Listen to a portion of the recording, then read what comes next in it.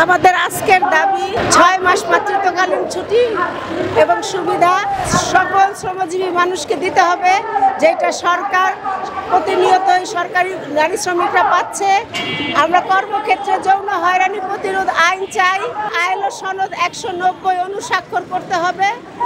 রাস্তাঘাটে, কলে, কারখানায় কোথাও কোনো নারী অনিরাপদ এবং কাজে কোনো যৌন হয়রানি, শারীরিক মানসিক নির্যাতন বন্ধ করতে হবে এবং তার সুষ্ঠু আইন এবং বিচার করতে হবে। যে ধর্ষক, যে নির্যাতনকারী, আমরা বাঁচার মতো মজুরি চাই, নারীর অবাধ ট্রেড ইউনিয়ন করার অধিকার চাই, সমকাজে সমমজুরি চাই, সকল নারী শ্রমিকদের মাতৃত্বকালীন সুবিধা নিশ্চিত করতে হবে এবং কর্মক্ষেত্রে যে ডিজিটাল পদ্ধতি চালু হয়েছে সেই মেশিনারিজগুলো নারী প্রশিক্ষিত হবে এবং সমান কাজ পাবে।